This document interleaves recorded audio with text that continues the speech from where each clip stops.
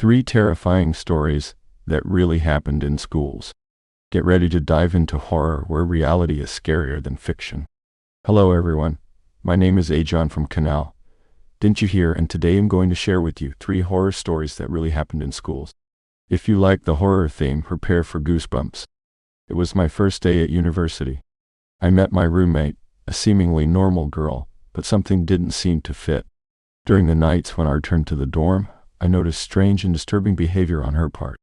She spent most of her time outside her room, with a reserved and mysterious demeanor. On one of the first Fridays I spent on campus, upon returning earlier than usual, I came across a frightening scene. She was lying on my bed, facing the wall as if she were sleeping. The feeling of being watched overcame me that night, and the disturbing events only intensified each weekend that I returned to the dorm.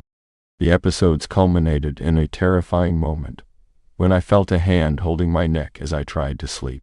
This experience left deep marks and made me question the nature of the reality around me. It was a night like any other at Huddersfield University. I was in the library, immersed in a sea of books and papers, trying to complete a project for my advanced statistics class. The eerie silence of the business building where the library was located was disturbing. The clock said 11:30 at night when the first strange event occurred. A noise echoed through the empty hallways, as if a door had been slammed shut somewhere far away. Initially, I tried to ignore the sound, attributing it to some natural phenomenon in the old building. However, soon the slow, heavy footsteps echoed down the hallway near the library room where I was. The footsteps didn't seem stealthy, on the contrary. They sounded as if the person wanted to be heard. Frozen in place, I stared at the computer screen, praying the walker would pass by without noticing my presence. But the footsteps stopped abruptly outside the library room door. I could see through the small window in the door if I leaned back, but I couldn't muster the courage to do so. I remained there motionless, holding my breath. Then I heard the sound of the doorknob being moved frantically. It wasn't just a casual test. It seemed like a deliberate attempt to scare someone. Maybe me. As if they wanted to open the door and couldn't. My heart raced violently as I tried to rationalize the disturbing situation. It was just another normal day at school. But what happened changed my life forever. I clearly remember being in the school hallway, heading towards the bathroom, when I was approached by a man wearing an upside-down badge and an unsettling look in his eyes. He approached me and asked for help getting something from his car parked at the end of the school parking lot. Initially, I thought he was a teacher or school employee, so I agreed to accompany him. As we approached the car, I noticed suspicious movements inside the vehicle. When the door opened abruptly, and I noticed the presence of other men hiding inside, my body reacted instantly, driven by adrenaline and fear. I managed to free myself from the man's firm grip and ran desperately back to the safety of the school. The attacker's heavy footsteps echoed behind me as I struggled to reach the protection of the automatic glass doors that were my only hope of escaping this terrible moment unharmed.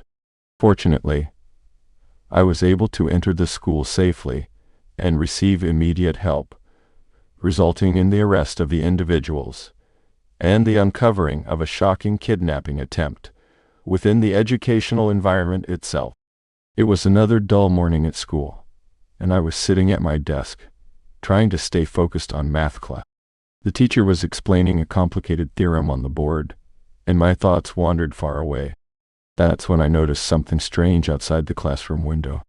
A figure, a disturbing shadow, that seemed to move erratically among the trees in the woods adjacent to the school building. At first, I thought it was just my mind playing tricks. But as I continued watching, the feeling of discomfort grew inside me. The shadow appeared to have a humanoid shape, but its movements were disordered and unpredictable, as if it was writhing in agony. The minutes slowly dragged by, as I found myself mesmerized by the sinister figure dancing among the tree branches. An icy sensation ran down my spine, as I finally realized that this was not a simple illusion. Something terrible and supernatural was happening right before my eyes on that quiet school morning. It was a cloudy and quiet morning at school. I found myself sitting at my desk, trying to stay focused on the complex explanation of the math theorem, that the teacher was writing on the blackboard. As my mind wandered into daydreams, something caught my attention outside the classroom window. A disturbing shadow seemed to move erratically among the trees in the woods adjacent to the school building.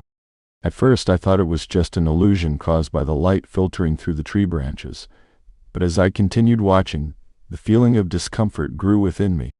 The shadowy form appeared to have humanoid outlines, but its movements were chaotic and unpredictable, as if it were struggling in agony against an invisible force. The minutes dragged by slowly as I found myself mesmerized by the sinister figure dancing among the foliage of the trees. An icy sensation ran down my spine as it finally sank in. This was not a simple hallucination or a trick of sunlight. In the quiet and routine school morning, something terrible and supernatural unfolded before my astonished eyes. If you like these stories and want to see more macabre content, don't forget to subscribe to the channel and turn on notifications.